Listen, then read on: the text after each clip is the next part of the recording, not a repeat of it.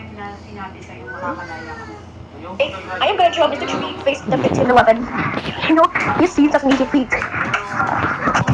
No, feeling confident. First.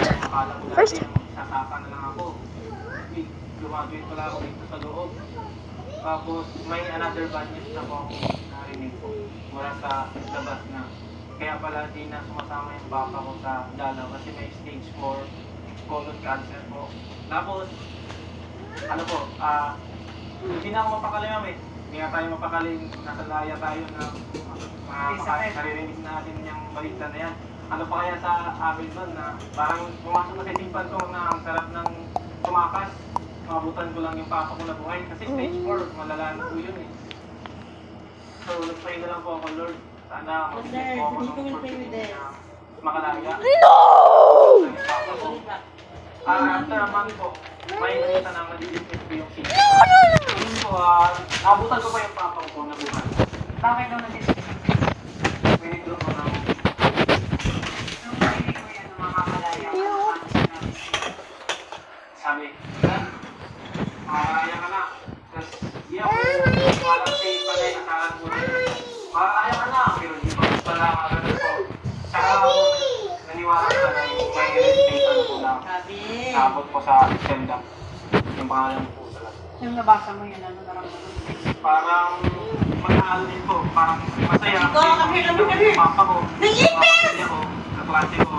Professors. Kaibigan. Pero parang mamiss ko yung sa loob ko. Kasi ano, hindi manukulan po ako sa loob ko.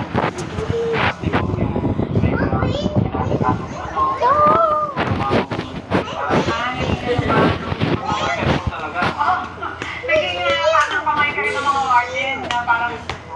Da da da da da da da tun tun tun tun tun tun.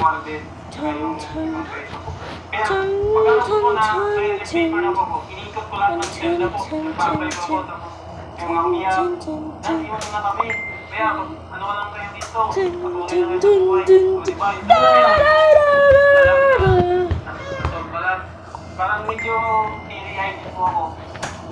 Tapos no, kaya irita niya yung mama ko kasi ang tagal ko daw, ang tagal ko daw lumabas. Kasi ang nangyayari ko sa loob noon, pumapasok ko sa ibang cell, mag-preach ko ng word in your sabi ko ng ibang cell. Sa amin na naman dad, pumapasok ko sa ibang cell. Kasi marami pong cell na po doon, 35 po. Tapos yun po, parang hindi ko naubos lahat ng pero may mga na-share din po ako. Parang isa sa rason.